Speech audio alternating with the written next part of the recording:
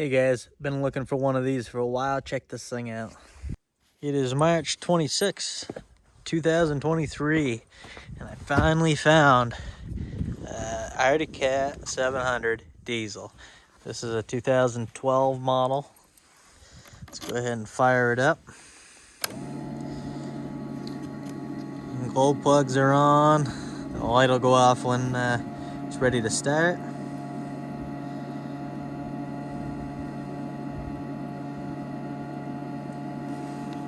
I think. There we go. Fire's right up.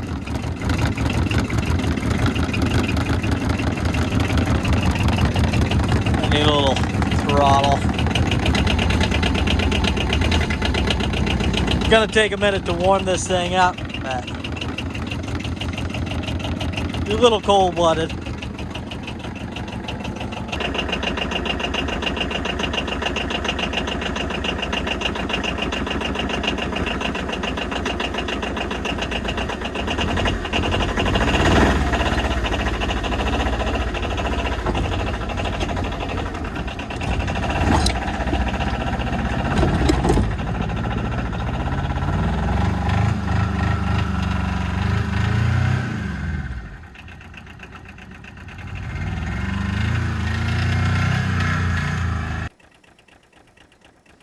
Alright, let's give this thing a whirl here.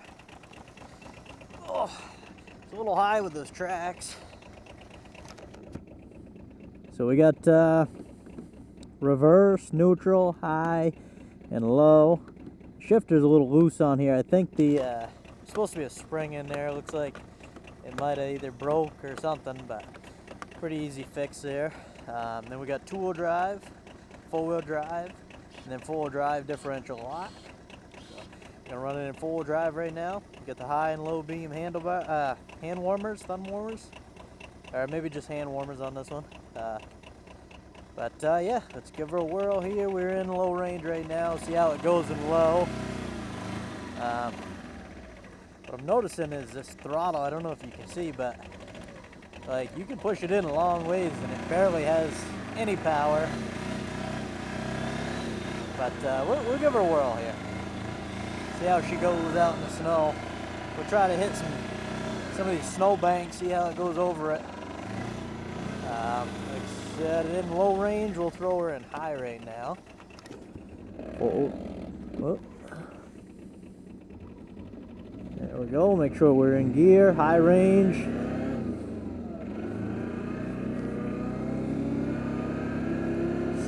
So with these tracks on it, it lowers the gear ratio of this. So it says we're doing 29 miles an hour. We're definitely not doing 20 miles an hour. I mean, almost 30 miles an hour. It's just, so you do rack up the miles with tracks on versus what you're actually going. This has got 1,371 miles and 242 hours. Yeah, let's try this thing out here in the field. We're in full drive. This is full throttle right here. Just chugging along. The engine's actually very quiet on this thing, but obviously not a ton of power. Decent torque, but not a speed demon. I'd like to try it out with the tires on for sure, but this is in high range. Let's see how fast she goes in low here. We're in low.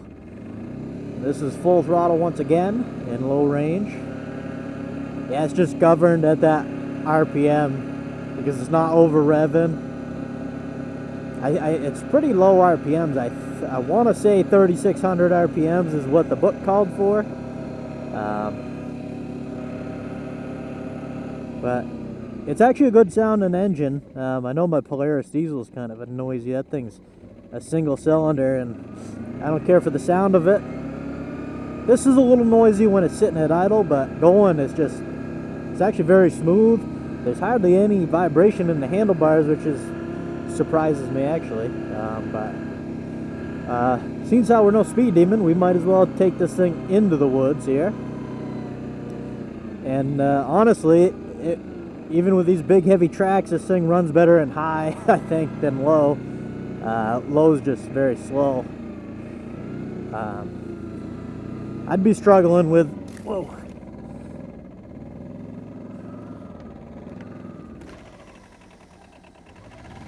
I'd be struggling with the tires through here for sure. Now this has no power steering or anything, and these tracks are heavy, man. Unless you're moving, you're not gonna move. You're not gonna turn the handlebar here. Very, very heavy steering.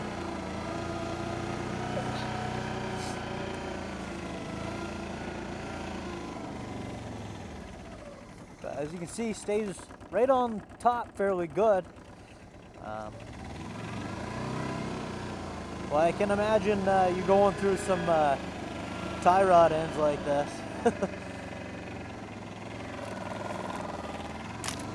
I'm gonna do a more detailed video coming up, but I just wanted to get a quick test drive, since how I just bought this thing, and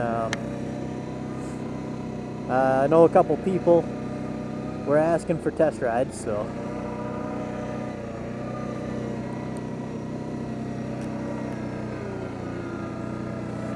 Man, heavy, heavy, heavy steering.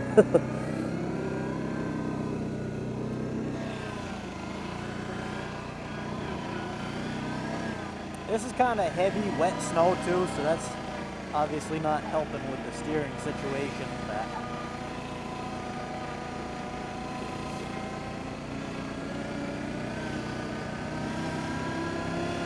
see, when we're on this, it's not bad as long as we're, going.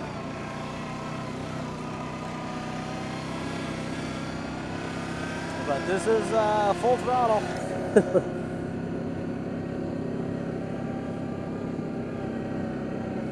Now this is a liquid-cooled twin cylinder. I just keep fogging up. Now we'll see how it does here. This is a pretty good hole. I'll throw it in low range.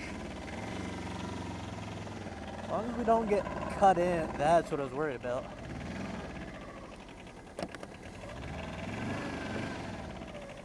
See, it's just like nose diving. Yeah, there we go. But this is a twin cylinder, I'm gonna mispronounce this, Lombardini, I think, engine. However, Kohler bought them out, I guess, so it's basically a Kohler engine. Twin cylinder, liquid cooled diesel, and they use it in a lot of, I was reading, I think they use it mainly in stationary equipment. However, they do use it in mini excavators. So obviously they're good for, it's a good heavy duty industrial engine. And I was reading somewhere else that that this engine service interval, like the first service on the engine, is like 10,000 hours or something crazy like that. That's a lot of hours. This says 242 hours right now, so should have a long life left.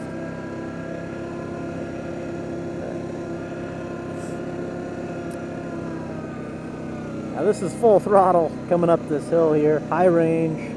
It's just, it's not a powerhouse. Pretty sure I can turn the fuel up on this thing, but we're trying it out stock right now, and then I'll tweak it later on. But I really can't. I'm impressed with the noise of this engine. It's a good sounding engine, very quiet. If I lift my helmet up here, you guys can probably hear it better. It's a smooth sounding engine for sure. I've heard plenty of gas machines that are a lot louder than this thing.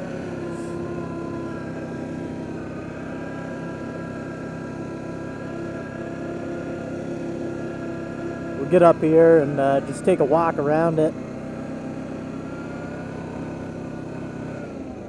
Oh, I don't think you'd ever use your brakes having these tracks on. But pretty neat machine. That thing's heavy, especially with the tracks and everything.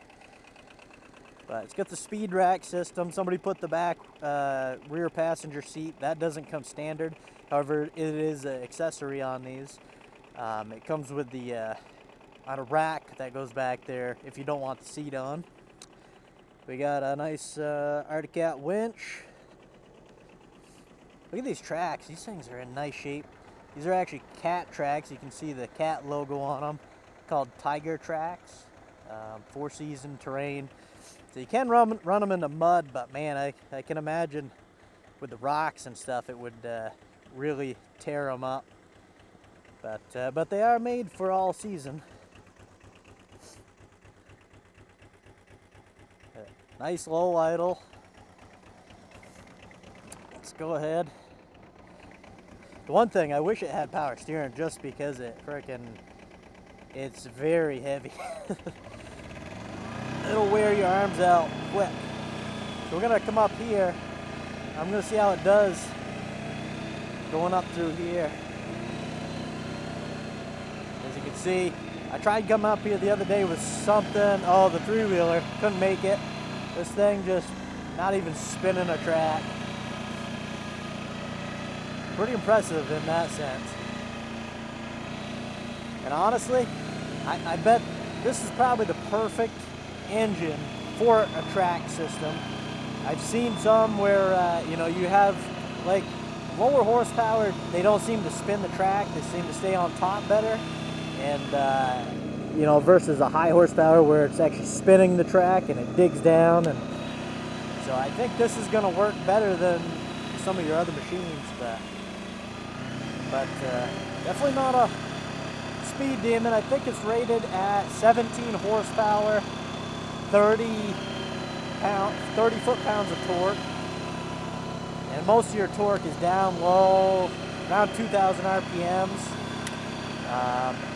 And I want to say 3,600 is the RPM on this thing, and it just, I don't know. I'm sure it's good on fuel. However, I don't know. I bought it. I actually didn't even fill it up. It was almost full, or 3/4 when I got it. So.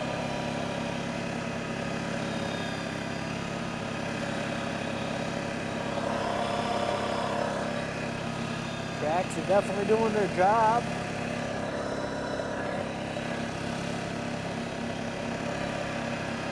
Okay, so now this is where I've seen people with the tracks, you'll go over that, and that's one thing that'll hang these up because they get caught, they go up. So if you're running these tracks and you go over a lot of stuff, hopefully you bring a chainsaw with you. I'm not even going to try that because I don't have any saw with me. So we're going to turn around and go from there.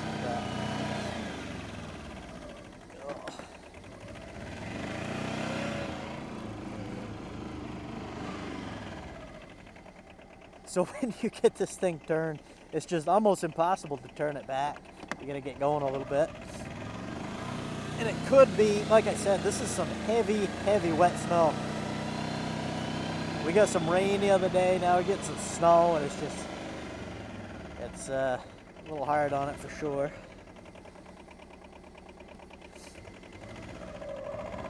But just taking off, it really does pretty good.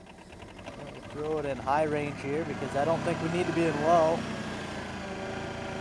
Yeah, just a little bit of throttle will get this thing going.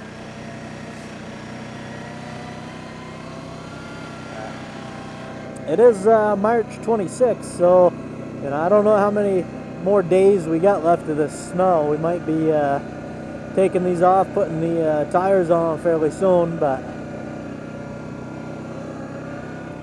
now I'm running in just four-wheel drive. If I put this thing in four-wheel drive lock, oh boy, she'll really turn hard.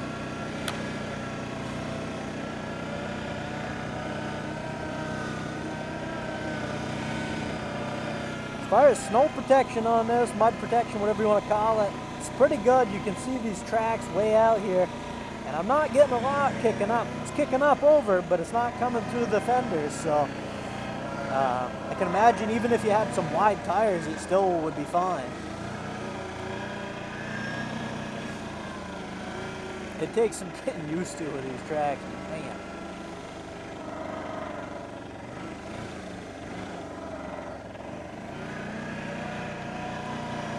But you really don't have to stick to the trail. You can go wherever you want and it's gonna go.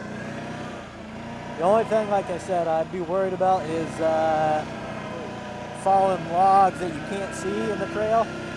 That'll definitely not be good. Kind of curious how this thing runs in two-wheel drive with the tracks. We're in two-wheel drive right now. Actually, it turns a little easier. It does turn easier in two-wheel.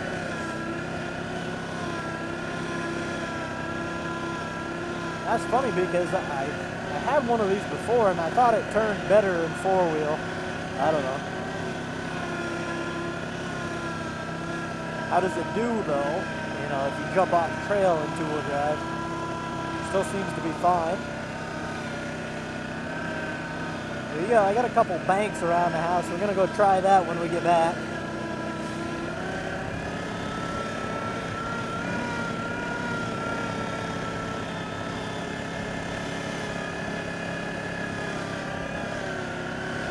Got a nice ride to it.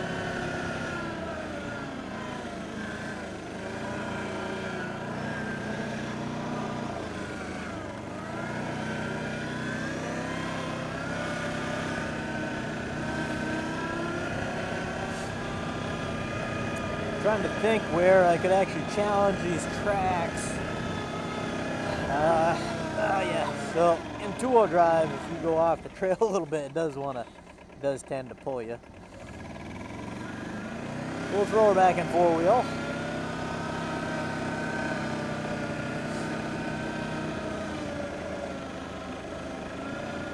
Like I said, I'll do another video more on the diesel itself rather than the track system and the test ride here. Coming up here one of these days, but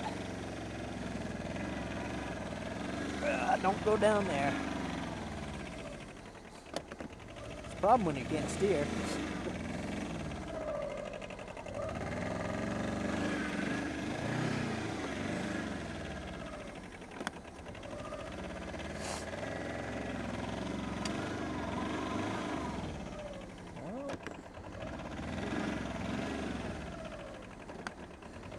There we go. Just need a little throttle. Throw it back in high range because it is fairly slow.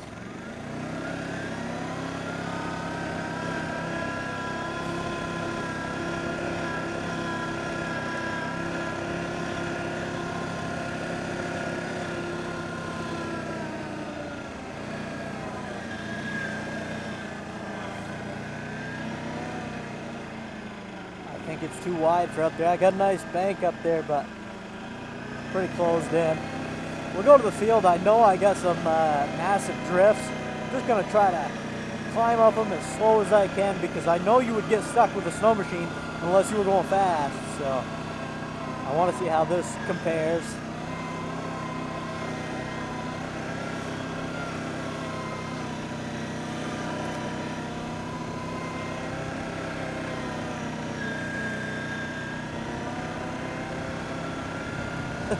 It's strange. This thing doesn't rev at all. Governed very low.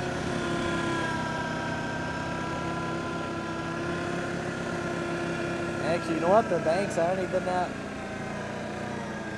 deep right now, but I still think you'd get stuck with a snow machine on the overhang here. So we're gonna put it in low range. Just try to climb up it as slow as we can. Like I said, I know you'd get stuck with the sled. You're going slow. Going fast, no problem, but let's see here. Slow as I can, and it just climbs right up it.